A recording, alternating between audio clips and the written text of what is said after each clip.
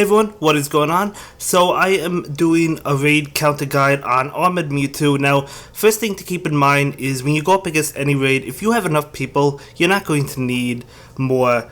You're not going to need these counters, right? You're going to have enough people. You're going to be able to beat it just fine. So even if you're not contributing, if there's enough people, you're going to be able to beat it. For example, when Ho-Oh was available, my niece had literally just started the game. She was level 5. We had like 15 people. She didn't contribute, but it didn't matter because we were still able to beat it, and she had the opportunity to catch Ho-Oh. She didn't catch it, but she had the opportunity to, so was still able to beat it just fine. So yeah, we're going to go ahead and jump over to PokeBattler.com and just take a look at some of these counters to Armored Mewtwo. If you're trying to duo it or trio it or quadruple it, whatever it happens to be, right?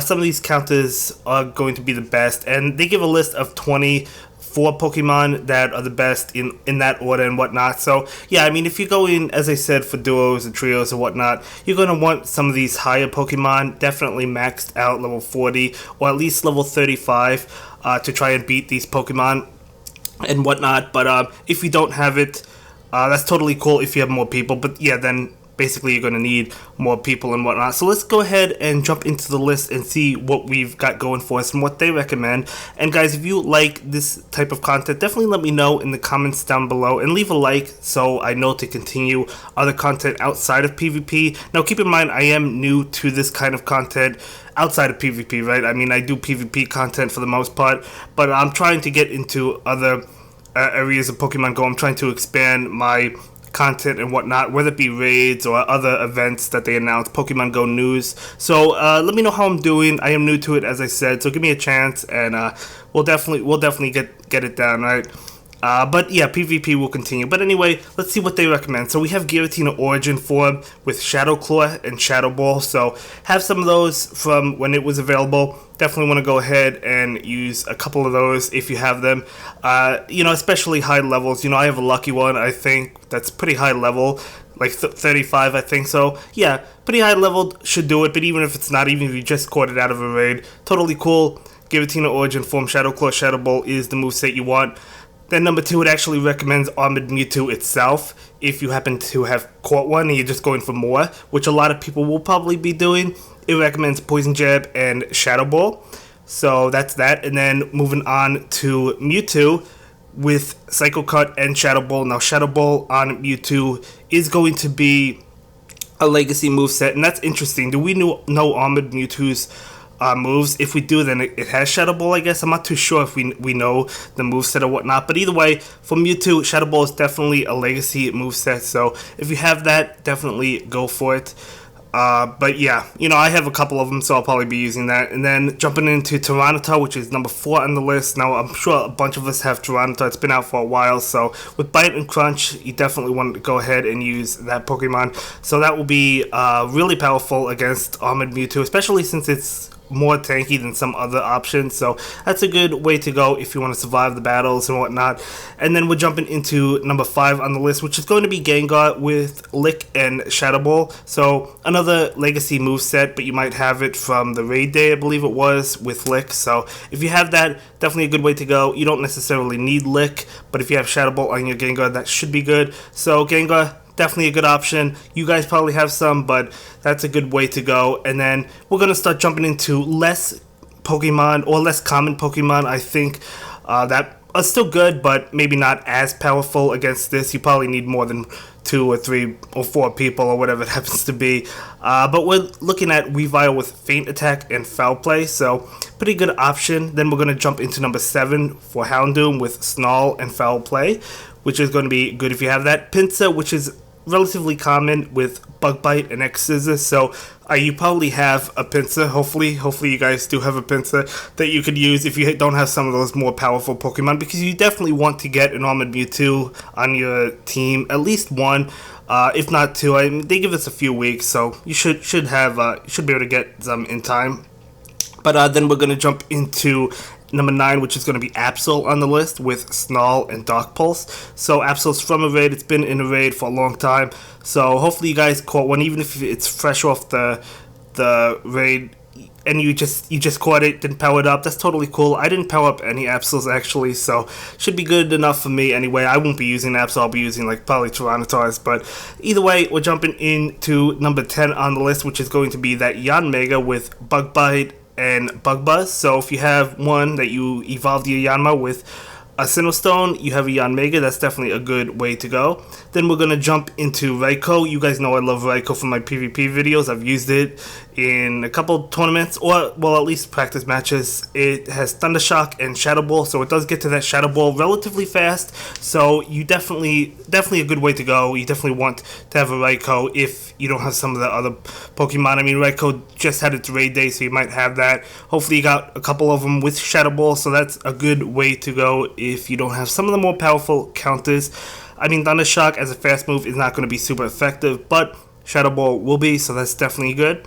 And then we're going to move on from Raikou into Sharpedo with Bite and Crunch, so that's definitely another good way to go. You know, all these are going to be pretty good counters.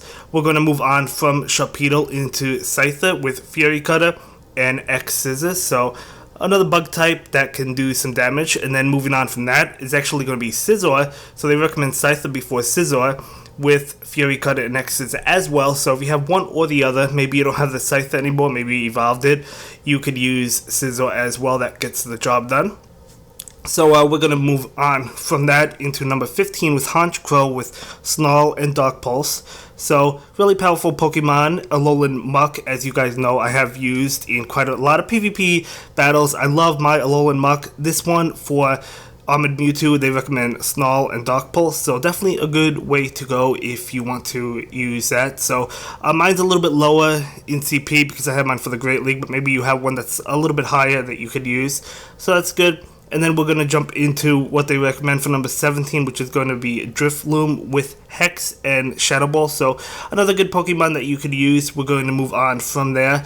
Metagross, number 18, with Bullet Punch and Meteor Mash, which is interesting because that is not super effective against Mewtwo, but I guess it's just such a strong Pokemon. I mean, Meteor Mash is a legacy moveset, so, you know, you might or might not have it. It's from Community Day, but yeah, pretty interesting considering it's not super effective, as I said, against Psychic types, but maybe they recommend it because it's a strong hitter, you know, it can do a lot of damage and whatnot. But again, if you have enough people on your raid group or whatnot, it's not going to matter, but I'm still going over these counters or whatnot just to give you an idea of what you can use. So we're going to jump over to number 19, which is going to be that Miss Magius. So Sucker Punch and Shadow Ball. Shadow Ball is going to be doing a lot of damage, as you guys know, to Armored Mewtwo because it is a pure Psychic type. So Miss Maggie is definitely a good way to go. So we're going to move on from there into Salamence with Bite and Draco Media. Now Bite is super effective against Armored Mewtwo for its fast move. Draco Media not so much, but that's okay because Bite is just going to be doing a lot of damage. It's just going to be chipping away at the health. I mean, it doesn't charge up those charge moves fast, but it's just going to be doing a lot of damage. So Bite is definitely a good option. It's not going to be stabbed or anything because this is Salamence, but it's still a good way to go. So we're going to jump into number 21. They recommend Feraligatr with Bite and Hydro Cannon. So Hydro Cannon is that Community Day move, but again, it does have Bite, as you guys know. As I just mentioned with Salamence, right, it is going to be doing quite a bit of damage. So another good way to go. So we're going to move into number 22, which is going to be that Banette with Shadow Claw and Shadow Ball. So as I said, Shadow Ball, very powerful, so it's going to be doing a lot of damage. So Banette, if you have him, not bad. Then we're going to jump into number 23, which is going to be Gyarados with Bite and Crunch. So Bite and Crunch, as I have mentioned previously, is going to be super effective against those Armored Mewtwo's that you face. So another good way to go, but it's lower on the list because it's not stabbed. It's still a good option. It's still a good Pokemon for you to use, but it is not stabbed. So I might actually use some Gyarados or whatnot when I face my Armored Mewtwo. We'll have to see. Maybe just for fun. I think I have a shiny Gyarados with Bite and Crunch, so I might use it just for fun if we have enough people, and it doesn't really matter.